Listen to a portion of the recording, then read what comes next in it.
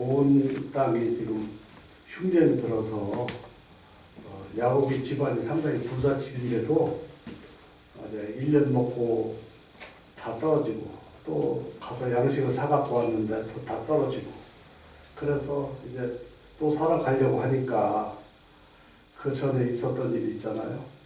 그 아들들이 갔다가 약속을 하고 온 거예요. 다음번에 양식을 사러 올 때는 네 동생을 데리고 와라. 너네들이 간첩이 아니고 스파이가 아니고 실제로 우리가 이런 집안입니다라고 얘기했듯이 그걸 증명하려면 너희들이 얘기했던 그 실제로 그 너희들이 말이 사실이면 그 말한 대로 너희 동생을 데리고 와라. 오늘 그 말이잖아요. 그래서 아버지 야곱이 참 자식이 12명이 아들이 12명 있었는데 그들 중에서 정말 자기가 그 야곱이 아내가 4명이잖아요.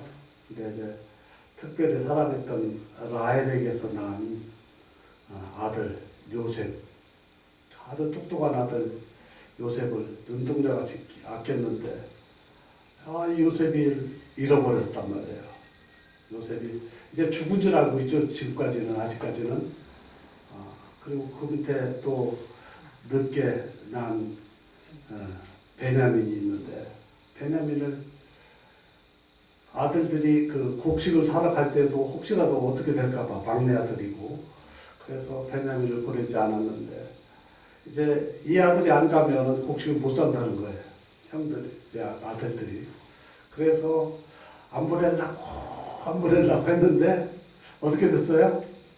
안 보내면 곡식이 떨어져서 뭐 곡식을 사러 갈 수도 없게 됐고 그러니까 할 수 없이 보내는 거예요. 이제 보낼 때 지금 한 말입니다. 여러분, 우리가 인생을 살다 보면 우리가 신앙생활을 잘하던 잘못하던 우리가 노력해도 우리 힘으로 할 수 없는 상황이 와요. 안 오는 사람은 뭐 평생 잘 사는 사람은 이제 뭐 마지막에 사랑하는 가족들과 이별하는 그런 시간도 오잖아요. 그러니까 사람은 우리는 유한한 존재이기 때문에 우리는 살다 보면 언젠가는 우리 힘으로 어쩔 수 없는 시간이 온단 말이에요. 그럴 때에 우리는 어떻게 살아야 되는가? 오늘 이 말씀을 가지고 하나님의 은혜를 받으면 어떻게 살아야 될 것인가? 하나님의 은혜를 받으면이라는 제목으로 오늘 은혜를 나누고자 합니다. 여러분, 예수 잘 믿으면, 신앙생활 잘하면 어려움이 안 오지요. 근데 올 수도 있어요. 네. 그런데 예수 안 믿는 사람과 신앙이 없는 사람과 예수 믿는 사람이 살다 보면 어려움이라는 것은 우리가 해결할 수 없는 문제를 얘기하는 거예요. 여기서는요. 이러한 통제 밖에 우리가 통제할 수 있는 상황을 넘어서는 어떤 상황들이 왔을 때 질병이라든지 경제적인 문제라든지 어떤 자녀들의 진로의 문제라든지 국가적인 재난의 상황이라든지 이런 상황들이 왔을 때에 예수를 안 믿는 사람들은 특별히 제가 살고 있는 태국에서 또는 일반적인 사람들은 그걸 운명으로 받아들여요. 살다 보면 이럴 수도 있는 거지. 그렇게 받아들입니다. 하나님을 믿는 사람들은 똑같은 상황인데 그 부분에 대해서 어떻게 생각하느냐? 이것은 우리의 힘을 벗어났지만 모든 것을 주관하시는 하나님, 우주 삼라만상 우주의 모든 것을 주관하시는 그 하나님의 주권 안에 있는 것이기 때문에 하나님의 뜻이 반드시 있다. 아멘. 여러분, 우리가 참 불가항력적인 경우를 겪어봤잖아요. 코로나의 상황.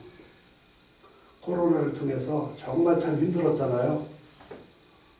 한국 교회도 힘들었고 한국 사회도 힘들었고 전 세계가 힘들었는데 우리 태국도 마찬가지로 힘들었습니다. 이러할 때 하나님의 뜻이 어디에 있느냐? 물론 우리 한국교회가 그 상황 속에서도 참 잘 견뎌낸 교회들도 있고요. 그로 인해서 어려워서 교회가 많이 문 닫은 교회들이 한국에 많아요. 이러할 때 우리는 어떻게 해야 되는가? 그래서 오늘 말씀의 제목이 하나님의 은혜를 받으려면인데요. 하나님의 은혜는 우리가 받고 싶다고 받을 수 있는 게 아니고 우리가 거부한다고 못 받는 게 아니에요. 여러분, 하나님의 은혜는 하나님이 주시는 것입니다. 하나님이 주시는 것이기 때문에 은혜라는 단어를 써요. 우리가 돈 주고 산다든지 우리의 노력을 해서 받을 수 있다. 그러면 내 것이 되는 것이지 하나님이 주시는 은혜는 아닌 거예요. 그렇죠? 은혜라는 말은 거저 주는 거예요. 하나님께서 거저 주죠. 하나님의 은혜를 받으려면 우리가 어떤 자세를 가져야 될까? 여러분, 야곱의 생애를 우리가 한번 생각해 보십시다. 어린 시절에는 형과 다투면서 참 힘들게 살았어요. 어머니도 믿음 있는 사람이었지만 어머니가 아들만 사랑했어. 그 아버지 이삭 장로님은 그 큰형, 큰형이 아니라 그 쌍둥이니까 형 에서만 사랑했어. 그래서 그 갈등하는 가정 속에서 참 힘들게 살았지만 집안은 부자였어요. 할아버지 아브라함이 부자였으니까 부자로 살았어요. 그랬는데 그러니까 그 어린 시절의 삶에 대해서는 나와 있지 않아요. 그러니까 신앙생활을 잘했는지 잘못했는지 알 수는 없어요. 그러나 어느 날 아버지가 그냥 이상해져가지고 자기 혼자 생각해. 이삭 아버지가 갑자기 자기 생각, 나이가 이제 나도 한 120살 넘었으니까 나도 이제 죽을 때가 됐나 보다 싶어가지고 이제 갑자기 아들들한테 그냥 맛있는 거 먹고 싶으면 그냥 맛있는 거 해오라고 하지. 부자면서 그냥 나 먹고 싶으니까 너 복을 빌어줄 테니까 너 가서 상장에서 맛있는 거 사와라. 사오는 게 아니라 잡아와라. 짐승 잡아서 갖고 오면 맛있는 거 먹고 내가 너한테 축복해주마. 그렇게 해가지고 아마 이삭 생각에는 자기 갈 날이 얼마 남지 않았다고 생각을 해서 그렇게 했는데 그것이 에서만 특별히 불러서 형제를 똑같이 불러서 쌍둥이니까 불러서 얘기를 하든지 하면 좋았을 텐데 불러서 했단 말이에요. 그러니까 또 이제 그거를 또 이제 엄마가 듣고서는 이제 또 자기 엄마는 또 야곱만 사랑하고 아버지는 큰아들이라고 장남이라고 쌍둥이지만은 에서만 사랑하고 해가지고 집안이 난리가 났잖아요. 그 이후에 이제 그 야곱의 세계가 성경에 기록되어 있습니다. 그 전에도 이제 야곱이 좀 머리가 좀 잘 돌아가는지 하여튼 그 둘째로 태어난 것이 늘 마음속에 상처가 있었는지 형이 사냥하고 오다가 배고플 때 그냥 죽을 끓여 넣었다가 그냥 그거 성경에는 팥죽이라고 나오는데요. 하여튼 죽을 끓여 넣었다가 죽을 주면서 이제 이제 장자 명분을 샀다고 하잖아요. 그걸로 봐서 그렇게 뭐 믿음이 좋고 심성이 좋은 사람 같지는 않아요. 하여튼 어찌됐든지 간에 그렇게 해가지고 사는 모습들이 나와요. 그랬는데 야곱이 형을 피해서 외삼촌 집에 멀리 가서 살면서 20년, 며칠만 있다고 온다고 했는데 20년 만에 돌아왔죠. 돌아올 때 그래도 혼자 갈 때는 총각이었는데 자식도 없는 총각이었는데 아이들을 12이나 낳았어요. 딸까지 합치면 13을 낳지. 근데 이렇게 나가지고 돌아왔어요. 돌아와서 이제 사는 거예요. 사는데 그 아들들 그렇게 있는데 이제 위에 형들 맡기고 해서 요셉만 사랑해가지고 편애를 해서 문제가 생긴 게 37장에 창세기 37장의 사건입니다. 그렇게 해가지고 이제 요셉이 이제 죽은 줄 알았죠. 형들이 이제 죽었다고 하니까 팔려갔어요. 그 후의 삶은 이제 몰라. 근데 성경은 아는데 우리는 알지만 야곱은 몰라. 여러분 우리가 야곱보다 훨씬 더 난 거예요. 야곱은 지금까지 모르고 있어. 지금 우리 43장까지는 지금 자기 아들이 살았는지 죽었는지 몰라. 우리는 성경을 봐서 알아. 요셉이 살았어요? 죽었어요? 지금? 살았죠? 엄청난 출세를 해가지고 살고 있는데 아마 지금 같으면 인터넷도 있고 뭐 국제 전화를 하든지 아니면 뭐 그 전용 비행기를 타고 가가지고 모시고 했겠지만 옛날이니까 이제 몰랐겠죠. 못했겠죠. 그럴 때 어떠한 상황인지 모를 때 우리의 신앙이 나타나는 거예요. 여러분, 야곱이요. 만약에 지금 이 상황에서 43장의 상황일 때 내 아들이 지금 애굽에서 총리다. 그러면 뭐 고민할 거 뭐 있어요? 그냥 막 다 몰고 가겠지.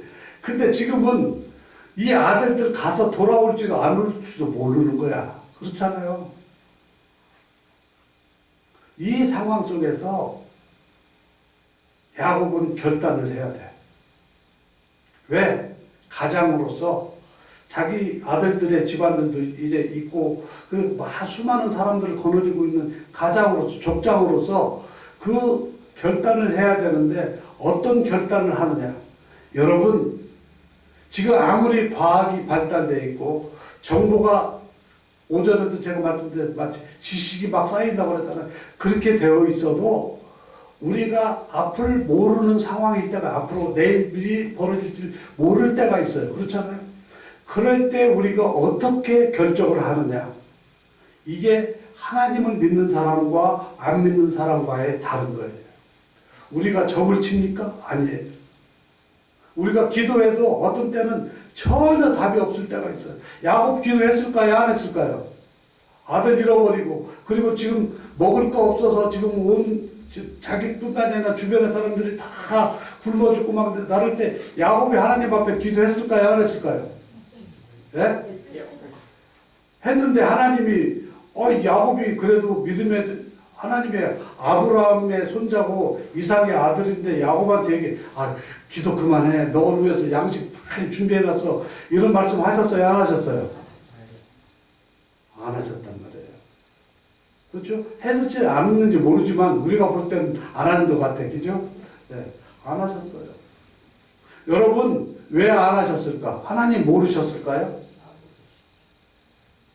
요셉이 살아있는 거 하나님이 살려주셨어요? 요셉이 지가 잘나서 살았어? 하나님이 살려주셨어요. 그랬는데 요셉이 살고 있는 거 얼마나 대단한 소식입니까? 얼마나 하나님이 놀라운 일을 하셨습니까? 이거 알려줄 만도 하잖아요. 야곱이 뭐 죽은 줄 알으니까 뭐 만나게 해달라고는 안 했겠지만 가끔 가다가 요셉 생각나면 기도하다가라도 눈물 흘렸을 거 아니야. 하나님 천국 가 있겠지만 그래도 요셉 보고 싶어요. 그런데 하나님이 뭐라고 하실까요? 속으로는 아직 안 죽었어. 너 곧 만날 거야. 그러지만 하나님 아무 말씀 안 하시면 야곱은 속으로 얼마나 마음이 여러분 우리가 신앙생활 하다 보면은요 특별히 오늘 여선교회 섬기시는 우리 여선교회 회원 여러분들이요 남편한테도 말 못하고 우리 목사님 마음 좋아도 목사님한테 말 못하고 우리들끼리 그리고 하나님도 말씀 안 해주셔. 기도해도 울고 막 기도해도 안 해주실 때도 있잖아요. 이런 거예요. 우리의 신앙생활이. 하나님이 무슨 점쟁이 마냥 목사님이 막 점쟁이 마냥 막 이렇게 안 해주신단 말이에요. 그럼에도 우리는 하나님을 섬겨. 오늘 하나님의 은혜를 받는 야곱의 자세가 그거예요. 어쩔 수 없이 이제는 내 아들들을 다 보내면 이 아들들이 가서 옛날이니까 가다 오며 가는 길에 강도를 만날 수도 있고 또 곡식을 사가지고 오다가 또 곡식을 필요한 어떤 강도들은 도적대들을 만나서 뺏기다가 죽임을 당할 수도 있어요. 앞을 내다볼 수 없는 상황 속에서 야곱은 무슨 말을 오며 가면 강도 만나는 거 중요한 게 아니야. 지금 중요한 건 누구예요? 지금 애굽에서 지금 이집트에서 그 곡식을 파는 그 사람, 판다는 그 사람. 그 사람한테 지금 자기 아들도 하나 지금 볼모로 시모도 지금 볼모로 잡혀 있잖아. 그 사람이 우리 가족들의 생사여탈권을 쥐고 있는 거야. 이 아들 베냐민 보자고 했는데 혹시 베냐민이 그래 멋지게 생겼다고 잡아서 뺐을 수도 있는 거잖아요. 모르잖아요. 그렇기 때문에 지금 두려운 건데 그 사람한테 잘 보이게 해달라고. 누구한테. 그런데 그 사람한테 잘 보이게 해달라고 누구한테 기도해? 하나님 앞에 기도합니다. 여러분 지금 이 가족의 생사여탈권은 그 애굽에서 지금 그 곡식을 파는 사람이 쥐고 있지만 그럼에도 불구하고 그 사람의 마음을 움직이는 건 누구라고? 하나님이라는 거예요. 여러분 지금 경제가 아무리 어렵고 나라 살림이 빡빡하고 우리의 살림이 어렵고 우리 아이들의 삶이 어려워도 여러분 하나님이 우리의 자녀들의 삶, 우리의 삶을 주관하고 계신다는 사실을 믿으시기 바랍니다. 여러분 제가요 선교사로 있으니까 늘 저를 위해서 도와주시는 분들의 도움을 받아서 제가 선교를 하고 합니다. 한 번은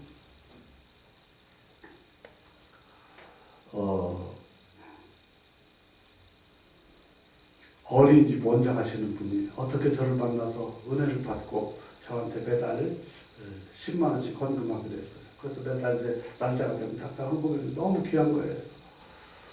선교지에서 참 귀하게 쓰고 있는데 그분이 좀 이른 나이에 어린이집 원장이 됐는데 그 동네에 재개발 붐이 불어서 한 80명, 90명 어린이집 어린이들이 있는데 그 동네가 전부 다 이제 재개발 붐이 불어서 다 뜯겨 나가서 어린이집을 문 닫게 됐어. 그래서 어린이집 원장은 이제 갈 수 없이 그만뒀어요. 처음에는 어린이집 원장님 되고 하나님 앞에 은혜를 감사해서 제가 선교해야 되겠다 싶어가지고 저를 만나서 선교비를 보내줬는데 제가 그 얘기를 들으니까 너무 안타깝잖아요. 기도했습니다. 근데 한 번 만났는데 그분이 그러더라고요. 목사님, 제가 어린이집을 그만두고 이제 할 수 없이 이제 어린이집도 자꾸 요즘에는 아이들도 줄어드니까 없어지니까 제가 일반 그 어린이집 교사로라도 가야 되겠습니다. 제가 제 남편 혼자만 벌어가지고는 아직은 같이 벌어야 됩니다. 그래서 그러면서 예를 들어서 제가 우리 목사님이 선교지에 있는 아이 하나를 이렇게 후원하는 한 달에 5만 원씩만 후원하면 된다고 전화가 왔는데 그 전화를 받을 때 제가 마음이 참 힘들었습니다. 그래서 목사님 제가 다른 어린이집에 갈 수 있도록 원장으로 갈 수 있도록 기도를 해주세요. 그렇지 않아도 참 고마운 분이라 제가 늘 기도를 했습니다. 그런데 안 되는 거예요. 뭐 자리가 낮다고 해서 원서를 내보면 요즘에 다들 힘들잖아요. 다른 사람이 되고 또 한 곳에 됐는데 한 곳을 됐는데 이제 서울 요 근방인데 그래도 괜찮은데 좋은 지역에서 어린이 원장이 됐는데 그 지역에 원장이 됐는데 이제 12월 달 말까지 지금 있는 원장님이 그만두고 자기가 원장이 돼야 되는데 내정이 됐어요. 정해졌어요. 그랬는데 구청에서 하는 거니까 정해졌는데 그 원장님이 자기가 그만두기 싫으니까 사람들을 막 그 학부형들을 동원시켜가지고 구청에다가 막 민원을 듣는 거야. 이 원장님이 좋은 분이라고 막 해가지고 막 자기가 볼 때 그 담당 직원이 너무 힘들다는 거예요. 그래서 자기도 이제 대정됐으니까 시간만 버티면 되는데 12월 한 중순쯤 됐는데 저한테 연락이 와요. 목사님 제가 참 그분도 그렇게 하는 거 보니까 그분도 그렇고 또 그 담당 직원도 너무 힘들어해서 하나님께서 저 다른 일 예배해 놓으시고 자기 그렇게 어렵다면서 그냥 이제 가만히 있으면 되는데 자기 안 한다고 할래 사표 낸다는. 그래서 사표 내지 말라고 또 못하겠고 기도를 했어요. 근데 사표를 내서 그분이 이제 다른 데를 가면 할 수 없지. 어디 이제 어린이집 원장이나 부원장 정도로 이제 원감 정도 이렇게 가서 말만 부원장이지 원감이지 뭐 같이 어린이집 교사로 같이 섬겨야 되는 원장이 아니니까 그런 일을 하는데도, 그런 일 낳는데도 뭐 잘 되고 안 되고 이렇게 해서 한참 하는데, 어디 한 곳을 자기가 또 지원했다고 하더라고요. 그래서 제가 이 말씀이 생각났어요. 그래서 내가 그 기도문을, 제가 태국에 있으니까, 선교지에 있으니까 기도문을 카톡을 이렇게 쓰면서 이렇게 했어요. 전능하신 하나님께서 그 심사위원들 앞에서 아무개 원장님에게 은혜를 베푸사 그 심사위원으로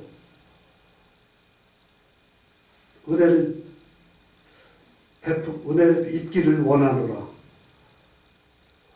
제가 그래서 그런 말을 썼어요. 그래서 그런 말을 쓰면서 되고 안 되는 건 하나님의 뜻이니까 나는 이런 마음으로 기도합니다 하고서 내가 보냈어요.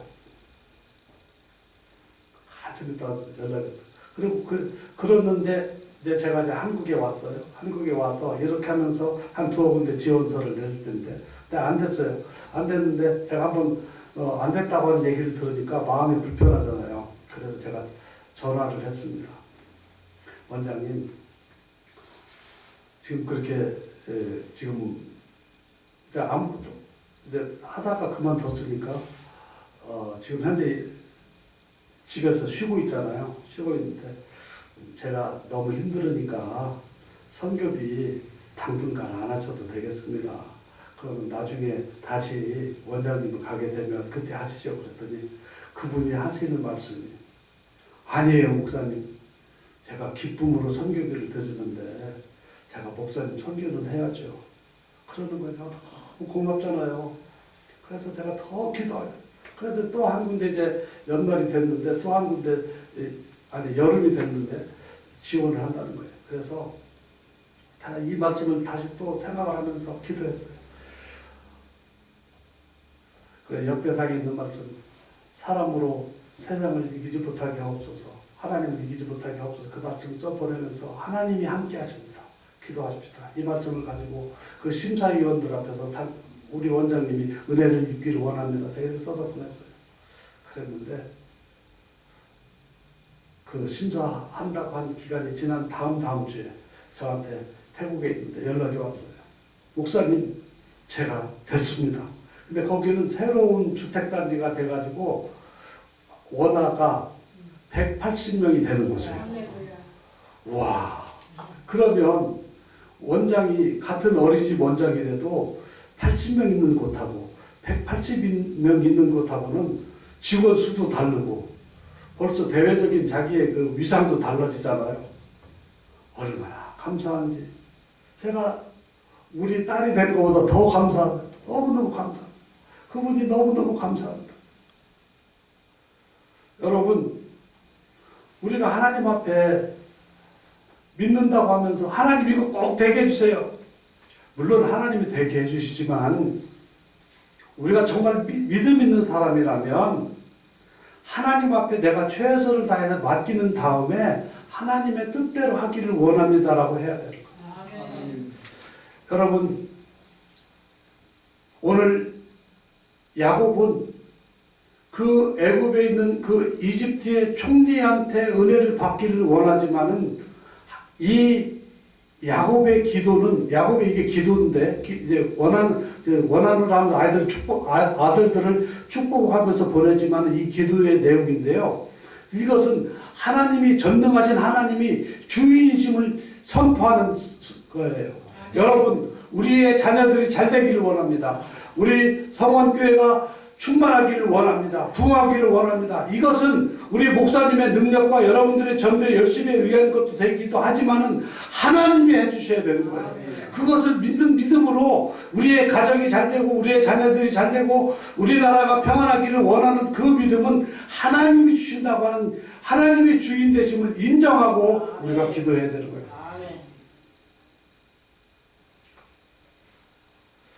두 번째로는요, 우리가 하나님이 그러면 다 해주시니까 우리는 그냥 가만히 있으면 되느냐? 아니에요. 저희가 신학교 다닐 때 우리 교수님이 그런 말씀 하시더라고요. 어떤 학생이 기도를 열심히 하는 아주 신실한 학생인데 얼마나 기도를 하는지 밤마다 산에 가서 기도하고 우리 신학대학원 옆에 이제 산이 하나 있는데, 얼마나 밤새도록 기도하고 하는 사람. 내가 시험 볼 때가 됐는데, 다른 사람들 열심히 밤새서 공부하는데 이 사람은 날마다 가서 기도만 하는 거예요. 시험 보려고 제가 시험지가 딱 나왔는데, 기도만 했으니까 알 수가 있나, 답을 쓸 수가 있나. 그러니까 이 사람은 믿음이 좋으니까 거기다 답안지를 썼어요. 하나님은 다 아십니다. 맞아요? 틀려요? 다 아시죠? 그러니까 교수님이 참 만약 이게 참 난감하잖아요. 그래서 근데 교수님이 참 지혜 있는 분이셨어요. 그래서 하나님 100점, 하나님의 A+, 학생 빵점 F. 여러분, 우리 신앙생활 하면서 내가 기도했으니까, 우리 목사님 능력 있는 분이니까, 우리 목사님 우리 위해서 기도했으니까 나는 아무렇게나 해도 우리 자녀들이 잘 되고 우리 사업도가 잘 되고 우리 교회를 부흥해? 아니에요. 어떤 면에서 아무것도 안 했는데 잘 되면 이상한 거예요, 여러분. 왜냐? 우리는 하나님이 아니에요. 하나님은 아무것도 안 해도 잘 돼. 그죠? 그런데 우리는 인간이고, 하나님께서 이 세상 날면서 인간을 창세기 1장 28절에 너희들이 이 세상 나면서 이 세상을 주시면서 너희들 생육하고 번성하고 이 세상을 다스리라고 하셨어요. 이 세상 우리가 살던 동안 그냥 쫙 깔아놓은 게 아니야. 우리가 살면서 노력해서 만드는 거예요. 다만 하나님을 안 믿는 사람과 믿는 사람의 차이는, 그 사람들은 노력한다고 될 수도 있고 안 될 수도 있지만 우리는 노력하는 대로 거둘 수 있도록 하나님이 복을 주시는 거예요. 그게 틀린 거지. 우리는 그냥 우리는 하나님 믿으니까 아무것도 안 하면 하나님 다 해줘. 그런 하나님이면은 그거는 옳지 않은 거예요. 태국에는 불교를 믿고 이상한 신들을 섬기는 힌두교, 태국 불교는 인도의 힌두교에서 영향을 받은 이상한 잡신들을 많이 섬기는 불교 신도들이란 말이에요. 근데 그 사람들은 이상한 잡신들을 많이 섬기는데 그 신들은 그렇게 가르쳐요. 아무것도 안 해도 그냥 자기한테 그냥 그 복채를 많이 준다든지 하면 그냥 잘 되게 해줘. 그거는 사기치는 거예요. 올바른 건강한 거 아니에요. 여러분, 우리는 인간이기 때문에 하나님께서 우리에게 이 세상 살면서 복 받을 수 있도록 해주지만 우리가 노력해서 받아 누릴 수 있도록 하는 거예요. 우리 아이들은, 여러분 우리 아이들 다 키워보셨잖아. 아이들 키울 때 아이들이 그냥 아무것도 안 했는데 잘 되면 그건 이상한 거죠. 열심히 노력해야죠. 하나하나 우리가 살면서 하나님은 우리가 받아서 성취의 기쁨, 노력하는 기쁨, 그런 것들을 맛보면서 살아가도록 우리에게 주신 거예요. 땀 흘리는 기쁨. 땀 흘리는 게 힘들지만은 그러한 운동을 하는 것들이 우리가 뭐예요? 운동하면서 우리가 기쁨도 있잖아요. 재미도 있잖아요. 건강해지기도 하고. 하나님 그래. 우리 음식을 먹으면서 오늘 점심 맛있었잖아요. 미역국도 맛있었는데 그 맛있는 음식을 먹으면서 먹는 기쁨이 있는 거예요. 그거 없으면 그냥 음식을 뭐하러 먹고 귀찮게 그냥 때 되면 하나님이 배부르게 해주시고, 때 되면 잠 안 자도 그냥 피로 회복해주고. 아니에요. 우리는 하나님이 정해진 질서 안에서 사는 것이 복인 거예요. 여러분, 여기에 보면 전능하신 하나님 앞에 야곱이 자녀들을 보내면서 뭐 했어요? 너희들은 가는 동안 그러면 가서 말도 예의 바르게 해야 되고, 그리고 열심히 살면서 노력해야 되는 것을 아이들에게 가르쳤을 것 같아요. 그렇죠? 그냥 아무렇게나 살아도 하나님 해주시니까 너희들 괜찮아 이렇게 했을까요? 아니라, 저는 아니라고 생각해요. 우리의 자녀들 키울 때, 우리 성도들을 우리가 양육할 때 성도로서 살아가야 되는 규범을 가르쳐야 되는 거예요. 신명기에 보면 성도들을 어떻게 가르쳐야 되는 거. 신명기는요, 가나안 땅에 들어가기 한 달 전에 이미 하나님께서 가나안 땅에서 이루실 일들에 대해서 너희들 위해서 하나님 이렇게 준비를 해놓았기 때문에 너희들이 그곳에 가서 살 때는 그것을 받아 누리기 위해서 이렇게 살면 그것을 받아 누린다고 하는 것을 하나님이 마지막 다시 한번 모세를 통해서 가르쳐 주신 거예요. 여러분, 하나님 그냥 자동으로 살게 해주실 수도 있다니까요. 그러나 그렇게 하나님 원하시는 거 아니에요. 그냥 집집마다 자동차 한 대씩 다 줄 수 있고, 고장나면 새 차로 바꿔주실 수도 있고, 좋은 집 그냥 다 해줄 수도. 그러나 우리가 조심해서 또 아끼고 전략하고 또 노력해서 할 수 있도록, 그래서 우리에게 그러한 전략할 수도 있고 마음대로 쓸 수도 있는 의지를 주셔서 하나님 나라를 위해서 우리가 더 좋은 집에 살 수도 있고